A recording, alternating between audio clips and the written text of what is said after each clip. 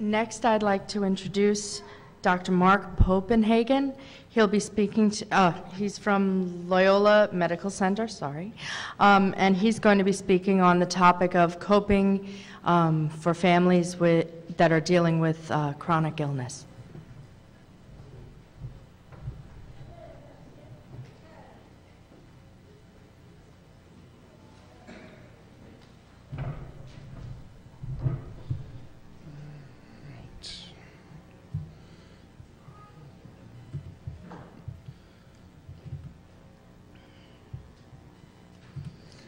All right. Well, thank you, everyone, for having me come out. Just real quick before I get started, just wanted to let you know that tomorrow there's going to be some consultation sessions. There's going to be a few of us who are doing these sessions. They're 15 minutes in length, and they're tomorrow, and I'm going to consult my Palm Pilot here, from 11 to 12, and from 1:30 to 2:30 I'll be available. Again, for 15-minute sessions. They're not therapy sessions. I'm not like Dr. Phil. And I can't do the quick demon out. It doesn't work with me. Sorry, I didn't learn that in grad school. So anyway, talk with Penny at lunchtime, and she'll help get that set up. Again, there's going to be a few of us doing these things. It says, I'm Dr. Popenhagen. I'm the pediatric psychologist for Loyola University Medical Center. And I'm going to just talk a lot about different chronic illnesses, and not just EB in general. Some of you may recognize me from Denver from last time. And, well, I was trying to add more things to what I talked about last time. Really, there's not much out there. So I looked in 2008, I found 6 articles on coping with EB. I looked again, same 6 articles. They weren't that good to begin with. Some were. So I Googled, why not, right? In 2008, I found 17 hits, that was it. 2010, I had 116 hits, and I went through a whole slew of them, and most of them had nothing to do about EB. Many, however, had to do with enhancing myself, but I didn't want to do that.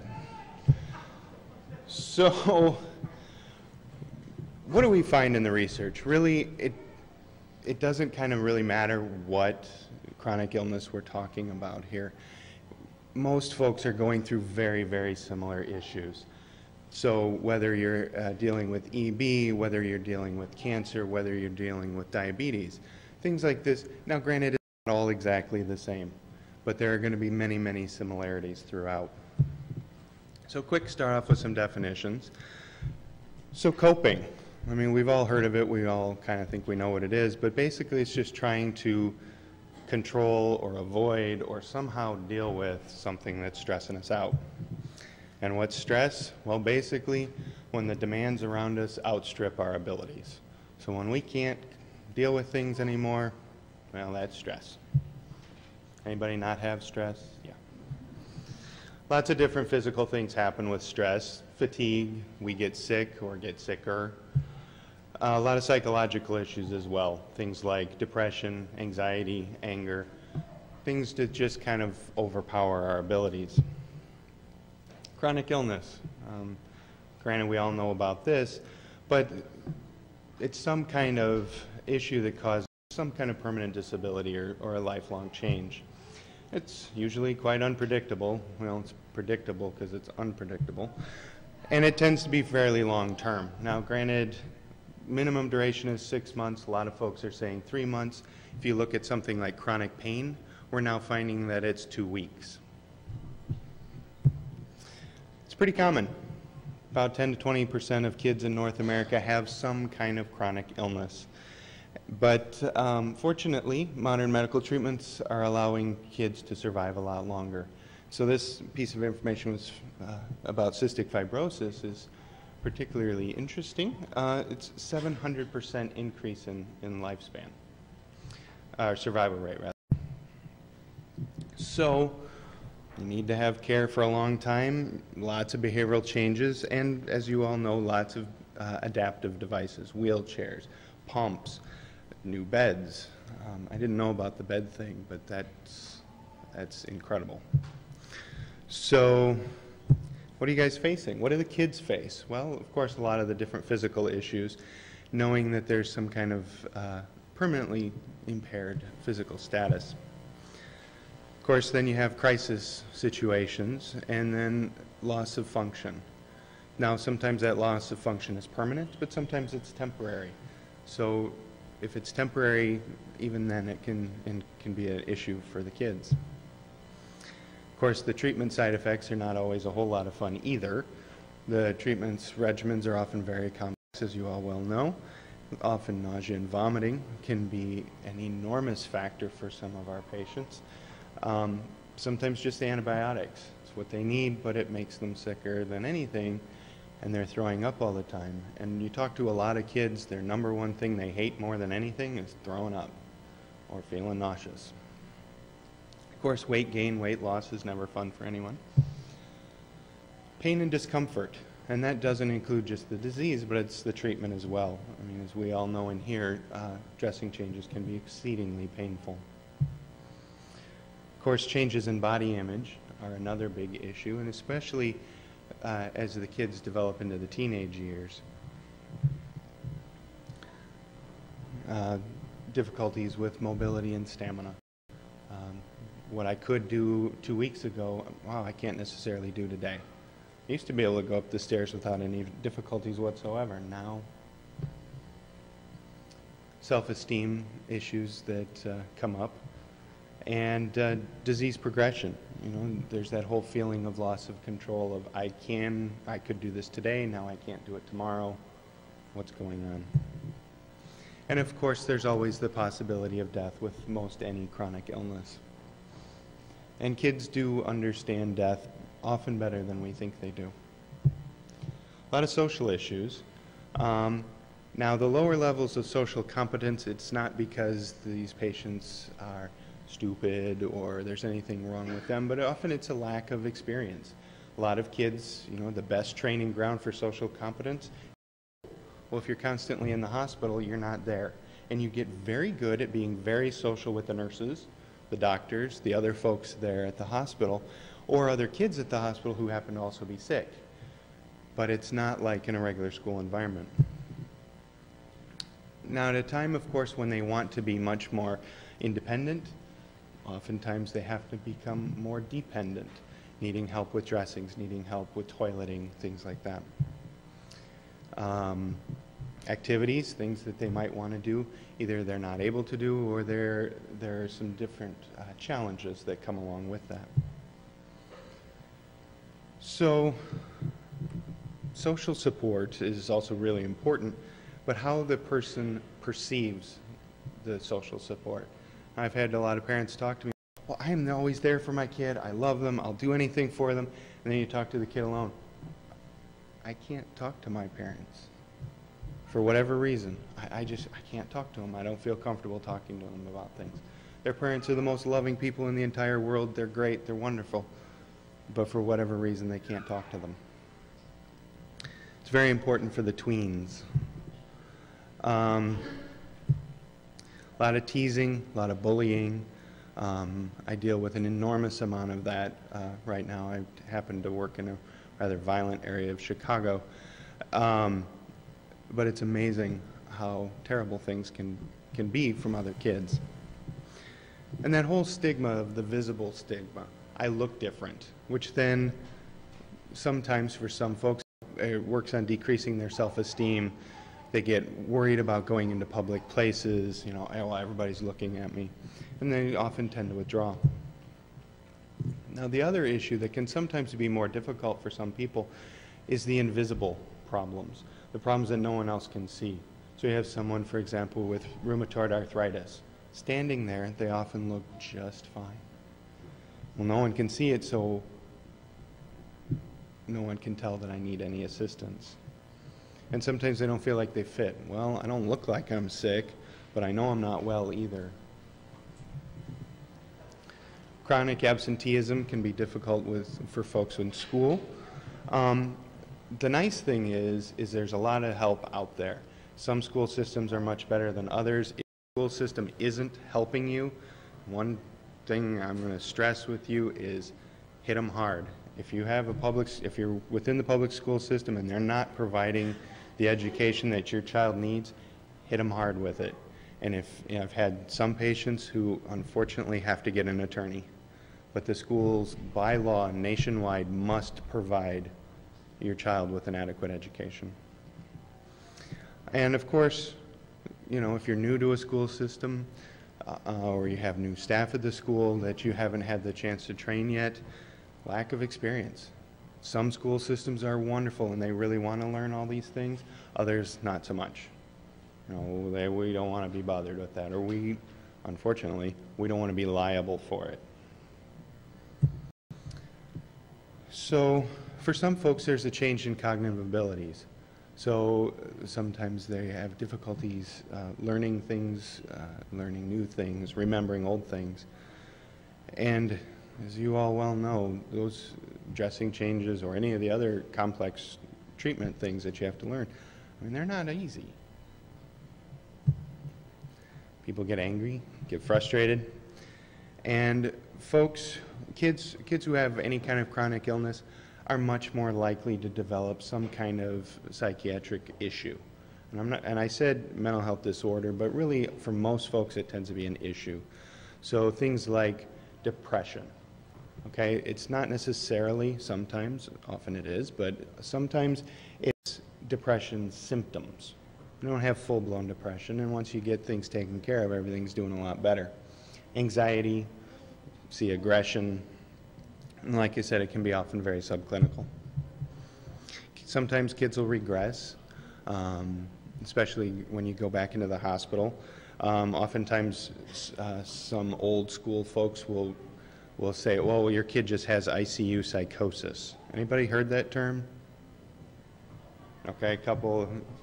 ICU psychosis, if anybody ever says that to you about your kid, it doesn't exist. There is no such thing. Your kid's just crazy, they say. Your kid's not crazy. 100% of the time of every single patient I have ever seen with ICU psychosis has had something else going wrong with them. Almost all of them have been a reaction to the medication. So suddenly your kid is hallucinating. Oh, it's ICU psychosis. They'll be okay as soon as we discharge them home. No, it's a medication problem, it's an infection, or something else is terribly, terribly wrong. Make them check, okay? Make them check. Bereavement and loss. Kids that you've known for a long time maybe have moved on. Maybe, unfortunately, some may have passed on. Oftentimes a feeling of loss of control, loss of what other kids can do, and sometimes loss of identity. So you hear a lot of, well, this EB kid. Well, no, it's Sally who has EB. She just happens to be a person with EB. Sally isn't EB. EB is a disorder. She is Sally. Psychosocially, folks tend to do a lot better if you've had this problem your entire life. It's also nicer with peers because they've always known Sally as having this problem, and it's Sally. Sally has to be excused every day at noon so she can go do whatever. Whatever it is Sally does, she goes and does it, but we don't know and we don't care because Sally comes back at about 1 o'clock and she's part of our class again. Adolescence. Now, adolescence, as we all know, for anybody is kind of an interesting time, trying to develop who we are. And most teens, they don't care what we think. They want to be accepted by their friends. And that's why they'll have, as one of my patients told me the other day, 50,000 text messages. Literally, he showed me his phone. It's frightening. And none of them were to his mother. So some of the social disabilities can be much more devastating because they're not at school, they're not around, they're often in the hospital. And I've had some of my patients, their best friend is the nurse. Their best friend is, the cleaning person in the hospital.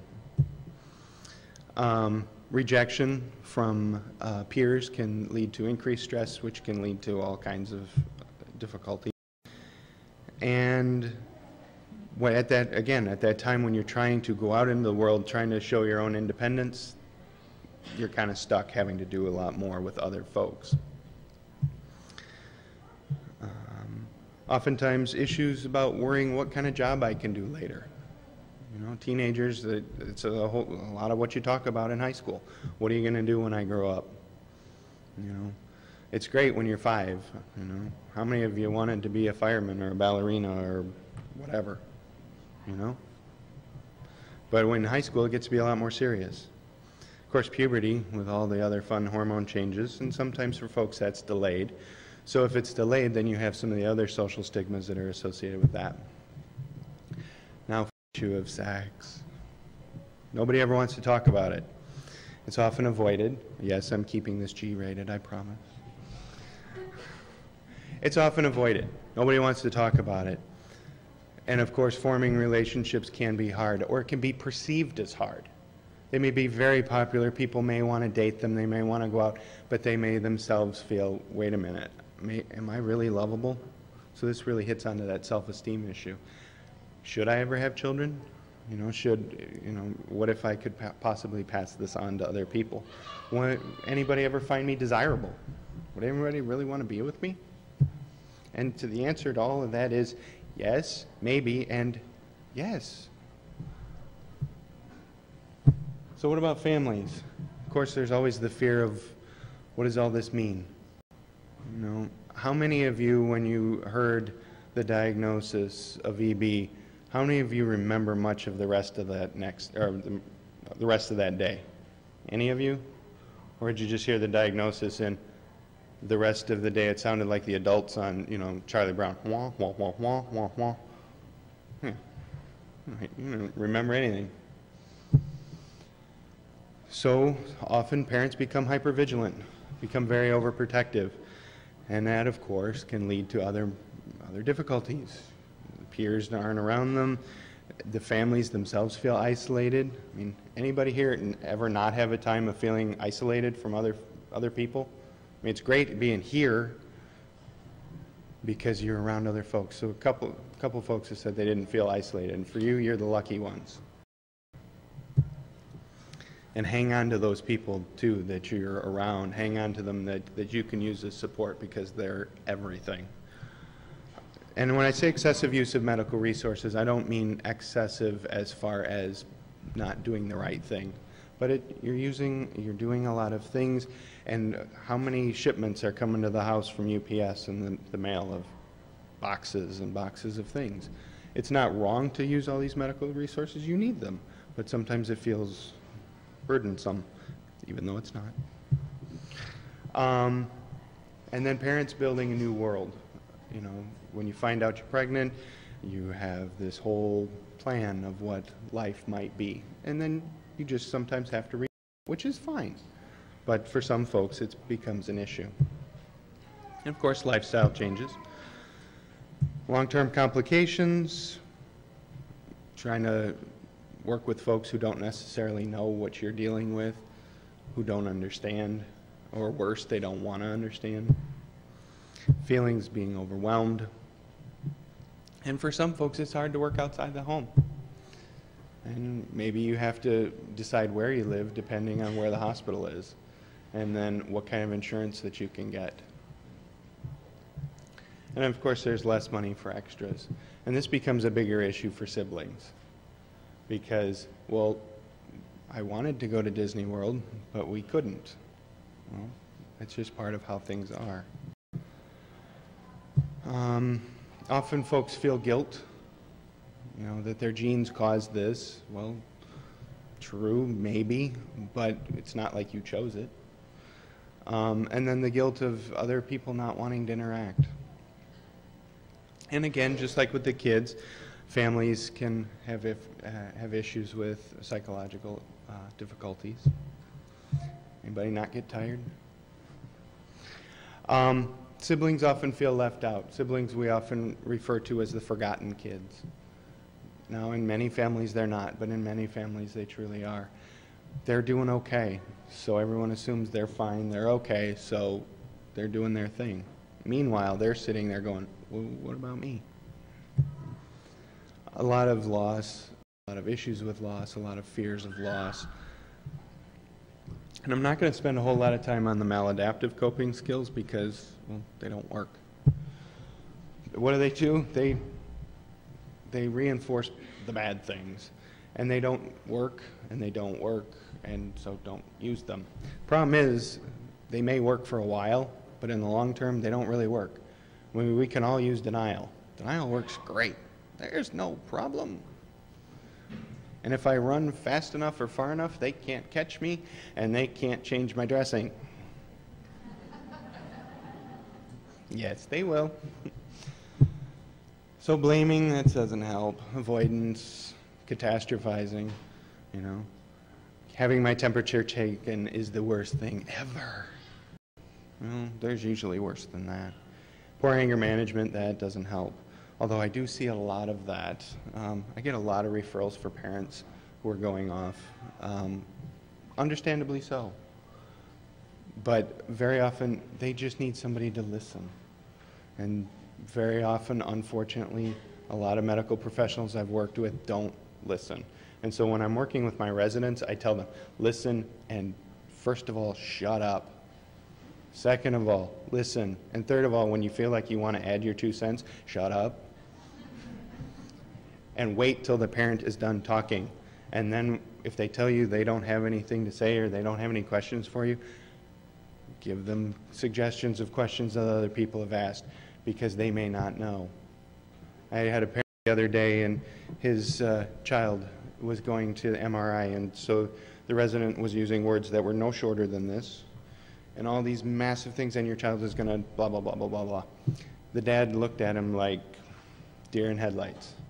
He had no idea, and so I stopped everything. I said, wait a minute, do you know what an MRI is? No. Okay, let's start over. And we had to really explain to him. Then he got it. Then he was fine. But we have to remember that not everybody knows everything. Acting out. Sometimes folks are very submissive. Whatever you want to do, just do it. Well, I want and I need folks, and I encourage all of you to be active participants, and I'll talk about that in a minute. These two are very big with teenagers. I'm the only one who has this problem. Well, in more rare conditions, yeah, you may feel like that because you don't know anybody else. And then the imaginary audience of everyone's thinking, or everyone's looking at me, everyone's thinking about me. Now, the nice thing in high school, every kid's thinking that, so everybody's really more worried about themselves than everybody else. And it's beyond my control. None of that works. At least doesn't work for long. So what works? Okay, that's why we're here. What works? The best thing is to actively hit problems head on. Take care of issues as they occur, hit them head on, and they really work to build your self-esteem and your self-worth and that whole I can do it attitude. And use more than one skill. You know, I'm going to talk about many, many, many different skills here. Use them all. Use some of them. Use what works at the time. But have them all at your availability, because the more you use, the better. Normalization. Realizing that it's okay to feel like this. It's all right to feel sad. It's all right to feel angry. It's okay to have questions. Talk to others. Lean on people. It's okay.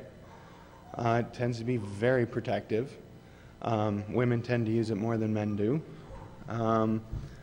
But talk to other people, and it doesn't matter who you talk to. Talk to your therapist, talk to teachers, friends, religious leaders, your doctors, nurses, person across the fence, whatever, it doesn't matter, talk to them. And if someone doesn't want to talk, fine, find somebody else. Finding meaning can be very helpful, whether it be personal or spiritual or religious meaning, or some other kind of meaning, it doesn't matter, but sometimes finding meaning. Humor. Humor can go a long way in the right circumstances. And there's a time and a place for everything, but humor can be very useful. Exercise. Exercise can do wonders. I send parents all the time for go walk around the hospital. Now, granted, like I said, I work in a dangerous neighborhood. Don't leave hospital grounds. But, and don't go at night. Anybody know Maywood, Maywood, Illinois, in the Chicago? Yeah, good. Don't. I always have at least one person on the unit with a bullet in them. It's not good. Hope.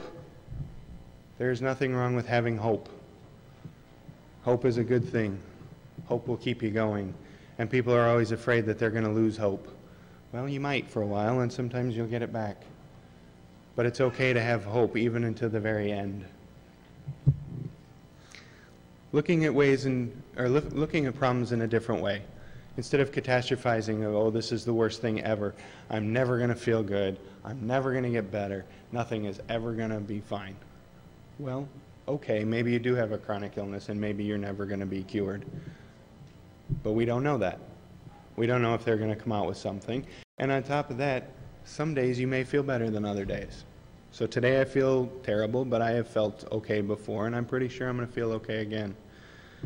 And I can do things to help myself feel better. Be open and talk to your treatment team. Learn as much as you can. Now, I say this very carefully. Learn what you can from reputable sources. Okay? The internet is a very wonderful thing. It is also a very terrible thing. Because as many of you probably know, if you've looked on the internet, you can find some very interesting remedies. For example, my mother, who has rheumatoid arthritis, was told to spray WD-40 on all of her joints because it will seep in and lubricate your joints. Well, first of all, rheumatoid arthritis is not an issue of the joints, but whatever. But there are many things out there on the internet that can actually kill you that are, this cured my kid. Maybe, maybe not. Be very, very careful. So if you find something on the internet, be sure to talk to your doctors about it before you try it.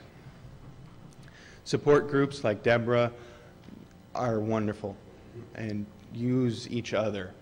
Talk amongst yourselves. See what you can do to help each other out. Intellectualization can be used for maladaptive reasons, but very often if you can separate your emotions from reality, this sometimes is very helpful. You pull the emotional side out of it for a minute, and now, yes, I'm a psychologist. It's my job. I deal with emotions all day.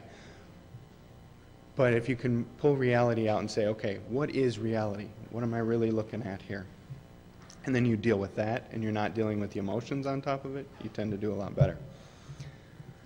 Independence is huge. What can you do to help with your own dressing changes, with oral health, with diet, with medications? What can you do on your own? Looking at new treatments, helping decide with the treatment team what you're comfortable with, what you want to do, and whether you even want to continue treatment. And I know that one's very controversial, but in certain situations, certain folks will say, I'm done. And I've done a lot of work with kids who have cancer, and after years of treatment, many of them have come to me and said, can you help me tell my mom I'm done? I don't want another bone marrow transplant. I don't want another. Okay, we work through these things. Being active, and for those of you with younger kids, or for those of you who are old enough to understand what I'm talking about, helping out with your own dressing changes, helping out decide when you want to do things, when things are better. Now, granted, don't combine this with the running away. I'll take my medicine later. When's later? Later. Figuring out what all you can do to modify your activities. Go to Disney World. Do the things you want to do. How are you going to do it? Well, there are ways. There are ways to do just about anything. How do you participate in Scouts? How do you go to school? There are ways. We can figure it out. Positive self-talk. Beating yourself up doesn't help anything, but telling yourself, you know what, I can do this. Distraction works wonders. And really thinking about the future. and being hopeful about the future and what can you do to participate to get yourself to the future. All right, I'm going to make it to graduation. I'm going to go and write this paper. I'm going to publish my poems. I'm going to do this artwork. I'm going to do whatever. Relaxation exercises, there are many, many, many of those that we can use, and really focusing on yourself as to what you can do to help. And let's see, we'll skip all that. Let's see. Things that protect families. Family cohesion can really help protect folks and really helps to decrease conflict. Increasing communication amongst yourselves can really be helpful. Family meetings, though sometimes they're dreaded, really help out a lot. Parents who collaborate, talk to each other, even if they're divorced and they're in separate homes, they can collaborate, they can work together to really help each other out. And even if you hate each other and you wish the other one dead, you can still work for your child. And you can still do what's necessary to help your child and not use the kid as a pawn, because that's not fair. And because if you do, then they end up in my office, and that's no fun. And be achievement oriented. Folks who tend to do well before they find out about an illness tend to do fairly well after a diagnosis. So those people who can rally themselves together and solve problems head on, they tend to do a whole lot better. But I have never in my entire career seen anybody who came in with terrible problem solving skills when having a diagnosis then made it better. Oh, you've just been diagnosed. Oh, really? Well, that solves all of our problems then. Never works that way. So whether you're new to a diagnosis, whether you've had a diagnosis forever, really work on problem solving skills together. Remember, you're not alone. Look around you. You have a lot of great resources here. Look around you at home. You have a lot of great resources there. Use them. And that's it.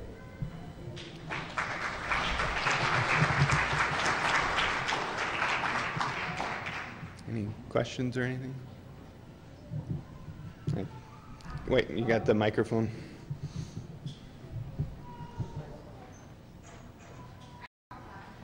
I think he needs it for the tape. This might be hard to answer unless you know my daughter, but she has EB and she's 7. She's obviously a little girl, and she's always had male friends, like preschool, kindergarten, first grade. Never has had a girl play date, always boy play dates. Do you ever see anything related to, do you think it has anything to do with her EB or her disorder, or just in general? Not necessarily. She just may get along better with them.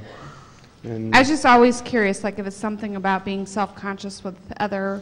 Perhaps. I mean, perhaps the boys may not care so much about it, but at 7 often, until really kids hit puberty, we've really found oftentimes it doesn't matter so much with kids. You know, it's like you're a boy, you're a girl. Okay, yeah, we've got that out of the way now. So you want to play trucks with us? Fine, we're going to play trucks. You want to climb a tree? Great. There it is. Meet you at the top. Right. Well, it probably is that she likes trucks and Mario Kart and all of that. But yeah. I didn't know if it really is in her at that age to have that self-consciousness, and maybe that's why she... It may, but probably not. I mean, she probably, like you said, she likes trucks. She likes Mario Kart. Well, many girls do, many girls don't. So you're not going to hang out with the folks who don't. And even the boys who don't like trucks and Mario Kart, she's probably not going to hang out with those. Right. Thanks. Mm-hmm.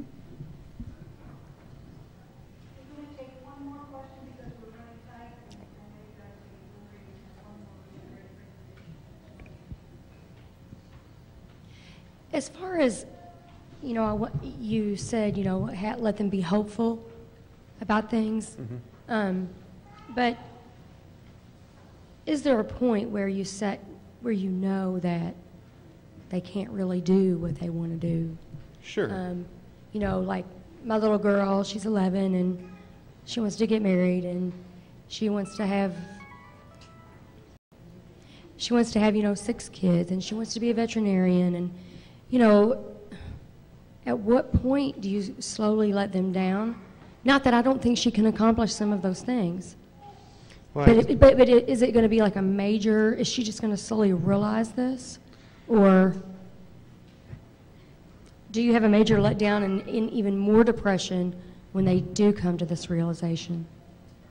okay. Does that make sense? Yeah, no, it does. Okay. And it kind of depends on the person and how severe their illness, how severe her illness is, as to what goals can she truly accomplish. And at 11, okay, well, there's a lot of things that you can talk to her about as far as, maybe you can be a veterinarian, maybe you can do things. It depends on your abilities, and maybe not. But if there is a letdown, it'll come. But So let her figure it out? well, but you all figure it out together. That's kind of the key, is all of you, you may know now, and, depending on how severe things are, you may know now, but you'll it's a gradual process. She may come to a realization at one point of, boom, I can't do this certain thing. Maybe it's, I can't be a veterinarian. And that may hurt, that may be hard. But then she may figure out, well, okay, I don't want to be a veterinarian now, I want to try something else. And so you and as she hits those things, as she hits those realizations, you're there. You're there to help her through it. And yes, it may hurt. Yes, there may be some depression at the time. You may get through it. And if the depression stuff continues, then you need to, you seek some help with her. Thank you.